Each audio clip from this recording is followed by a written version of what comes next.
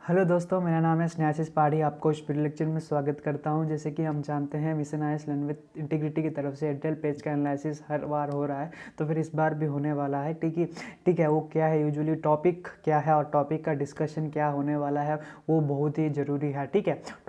Topic जो भी है, टॉपिक किसके रिलेटेड है, मेंस के रिलेटेड या फिर प्रीलिम्स के रिलेटेड, उसको भी हम ध्यान में रखना चाहिए। ठीक है।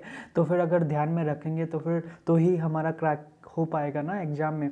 तो फिर जैसे कि हम जानते हैं, एक गरीब परिवार से मीन्स हम एक्सपेक्टेड बहुत ही करते हैं। ठीक है। एक गरीब परिवार का डिफ़िकल्टी क्या पता है, मिडिल क्लास फैमिली का डिफ़िकल्टी हर एक व्यक्ति को पता है जो कि उस फैमिली से रिलेट होता है। ठीक है। उस फैमिली से बिलोंग करता है। ठीक है। तो फिर वो प्रायोरिटी नहीं देते हैं, क्योंकि हार्ड वर्क जरूर सक्सेस लाएगा। ठीक है। तो फिर अगर देखेंगे तो फिर breaking the logjam handing over the baton. So इसका मतलब क्या है, यूजुअली लॉगम का मतलब resolving a difficulty problem which usually arises. So handing over the baton, so बहुत ही बड़ा रिस्पॉन्सिबिलिटी को हम हैंडल करने जा रहे हैं। ठीक है। तो फिर यही है मेन इंटेंशन। ठीक है। किसके बारे में हम बात कर रहे हैं, द मेन जजेस और the main court which usually handles all the necessary courts, which usually handles all the state level courts, which is known as high court, and the high court which usually deals with district level courts. So it plays a very important role whenever we are going to discuss about the Supreme Court. ठीक है। जब हम एक बहुत ही बड़ा means क्या होता है, इम्पॉर्टेंट रोल प्ले करता है हमारा हर एक एग्जामिनेशन और as well as competitive examination में, कि कौन है सुप्रीम कोर्ट, क्या काम है सुप्रीम कोर्ट का, सुप्रीम कोर्ट का मेन कौन है। ठीक है। एक मेन हार्ट रहता है ना हर एक चीज़ में। ठीक है। वो मेन हार्ट कौन है, वो मेन हार्ट का नाम क्या है, सीजीआई और चीफ जस्टिस ऑफ इंडिया। ठीक है। जो अभी का समय में चीफ जस्टिस ऑफ इंडिया कौन है, सो अभी का समय में चीफ जस्टिस ऑफ इंडिया है सीवी रमन्ना। ठीक है। तो सीवी रमन्ना, ठीक है, एक पहला जज है जो कि without any kind of delay he is been selecting the 9 members for to fill the vacancies of the apex court. Apex court का मतलब क्या है, very means prominent court, very functionality court, which can say that very एक बहुत ही बड़ा court है जो कि हैंडल कर रहा है पूरा कंट्री को। ठीक है।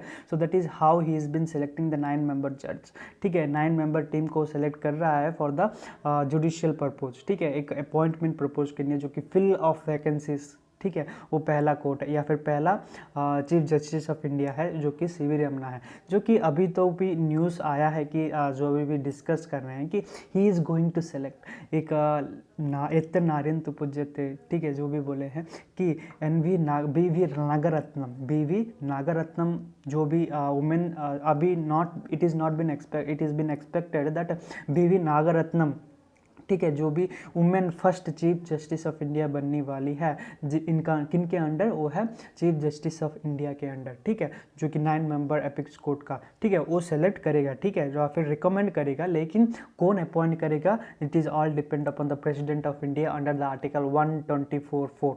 ठीक है। Under article 124 of 4 removal and removal of chief justice of India has been mention. ठीक है।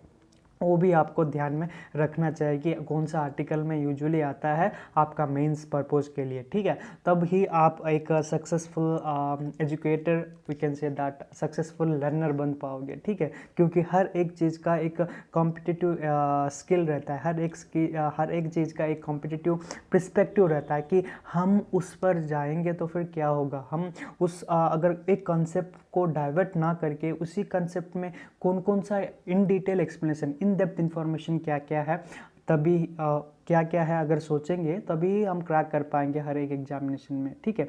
तो अगर देखेंगे तो मच एवेटेड मूव। ठीक है। मच एवेटेड मूव का मतलब क्या है, ठीक है, जो भी चीफ जस्टिस ऑफ इंडिया जो भी सेलेक्ट होने वाली है या फिर होने वाला है, तो उसका एबिलिटी बनता है कि वो उस काम के लिए सक्षम है कि नहीं है।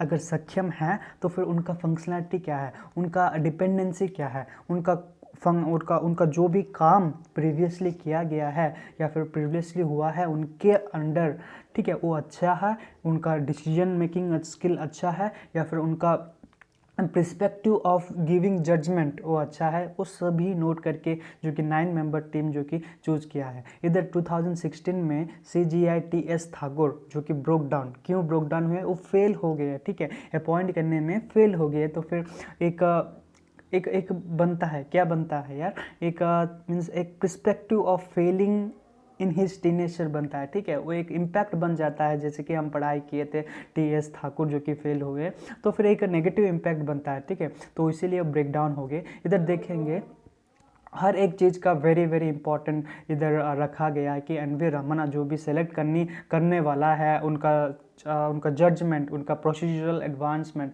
सो एक बहुत ही अच्छा मूव है अंडर हिज टीनेजर, ठीक है। वो एक मीन्स क्या बोलते हैं, गिनीस रिकॉर्ड जो भी बोलते हैं, उस रिकॉर्ड हम क्या यूजुअली हम क्यों करते हैं गिनीस रिकॉर्ड, क्योंकि अपना काबिल उनको दर्शाए, ठीक है, अपना काबिल अगर उसको दर्शाए या फिर उनको दर्शाए तो फिर वो अप्रिशिएट करेंगे, ठीक है। तो उसी प्रकार usually this is how the collegium, ठीक है, एक 9 मेंबर्स कोलिगम का सिलेक्शन हुआ है, मीन्स हाईली प्रोफेशनल, ठीक है। तो this is all about the CGI procurement. Difficult task, जरूर डिफ़िकल्ट टास्क होगा। क्यों डिफ़िकल्ट टास्क होगा, क्योंकि एक selection means you are going to select the most prominent leader for the whole of the country, because court is not just a matter of we can say that court is not just a matter of play, right? It's all about making decision which usually depends upon the future of one. So this is how the difficult task is being mentioned. Okay, so very important point is article 142 that contains a concept of completing chief justice in any cause or matter, ठीक है, very important है। Article 142 contains the concept of complete जज in any cause or matter in which the Supreme Court is enjoyable deliver upon the citizen of the country to upon the Supreme Court for the complete judgment. So very important है, ठीक है। एक चीज़ का भी उल्टा पुल्टा नहीं करेंगे जो कि आर्टिकल 142(1) के दौरान, ठीक है।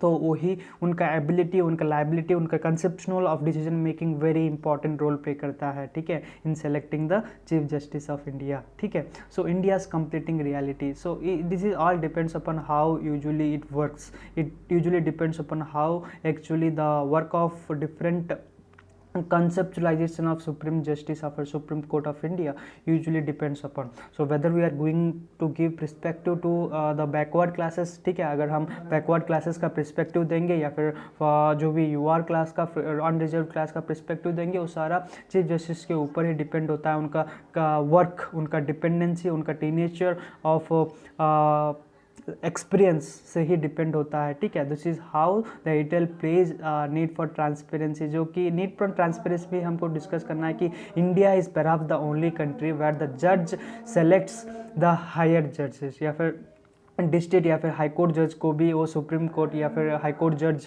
जो भी होता है उसको चीफ जस्टिस ऑफ इंडिया ही यूजुअली रिकमेंड करता है, ठीक है। This is all very important that India is only one country where the transparency is also been maintain. So this is all about today's editorial page, ठीक है। तो फिर आशा करता हूँ कि आपको अच्छी लगी जो भी conceptional thinking as well as the idea of propagating the knowledge of how the difficult situation is been resolve by the chief justice of India C.V. Ramana and the upcoming Chief Justice expected Nagaratnam.